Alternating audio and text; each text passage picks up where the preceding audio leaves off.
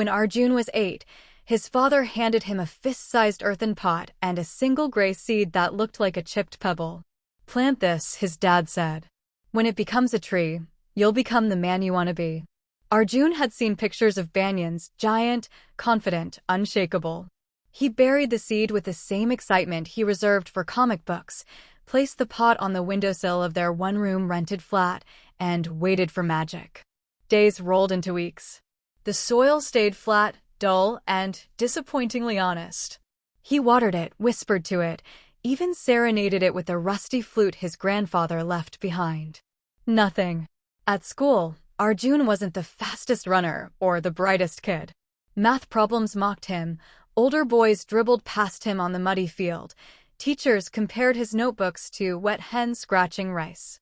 Every evening he returned to the pot, hoping for a single green spark that would prove life could start small and still end big. Still nothing. One monsoon afternoon, frustration tipped over. He kicked the pot, cracking its lip. "I can't even grow a stupid plant," he muttered, tears mixing with Mumbai's sideways rain. His mother, sweeping water out the door, paused. "Maybe the seed is growing you first," she said. Arjun didn't understand, but her voice carried the same calm the soil seemed to possess. Years passed. Arjun discovered he loved taking broken things apart, clocks, radios, his neighbor's discarded bicycle. He salvaged circuits the way other kids collected cricket cards. Each time he fixed something, he felt the quiet click of purpose, like a distant root finding water.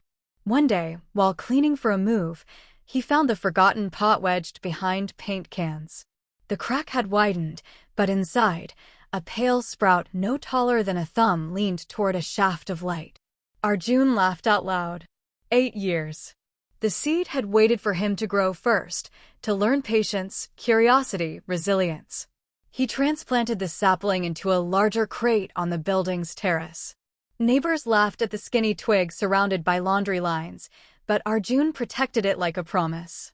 He read about chlorophyll, grafting, compost. When the first aerial root appeared, he touched it gently, aware he was witnessing stubbornness in its most beautiful form. At 18, Arjun failed the entrance exam for the prestigious Indian Institute of Technology. While friends celebrated, he sat on the terrace, back against the now waist-high banyan.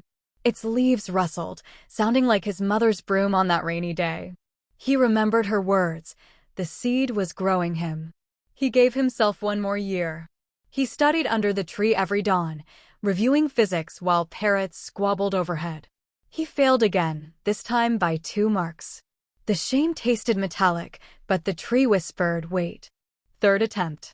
He secured an all-India rank good enough for IIT Bombay, the same city whose rains once mocked him. On registration day, he wore a second-hand shirt and carried a photograph, a skinny boy holding a cracked pot beside a sapling. He taped it above his dorm desk as a reminder that growth is often underground before it's obvious. For years later, Arjun stood in front of a classroom of freshmen. He was now a teaching assistant, explaining circuit theory. A student raised a timid hand. "Sir, I failed last semester. I feel like a fraud." Arjun smiled, pulled up the photo. "I watered a seed for 8 years before it showed me a leaf," he said. "Your failure isn't the end. It's the root system you're building underground." After completing his master's, Arjun turned down a high-paying Silicon Valley offer. Instead, he launched a startup that built low-cost solar lanterns for villages without electricity. Investors doubted profitability. The lanterns looked as fragile as that first sprout. But Arjun remembered cracked pots and sideways rain. Within 3 years, 1 million homes replaced kerosene flames with clean light, and children studied without soot in their lungs. On the night the company broke even, Arjun returned to the terrace. The banyan had become a modest tree, still young, but wide enough to shade 2 wooden benches. He pressed his palm against the trunk and felt the slow, steady pulse of sap. He whispered, "Thank you for waiting until I was ready." Today, Arjun keeps a small tin of gray seeds on his desk. Whenever a new intern arrives, shoulders drooping after a failed prototype, he hands them a seed and an earthen pot. "Plant this," he says. "When it becomes a tree, you'll become the person you want to be." Takeaway. Growth is rarely dramatic.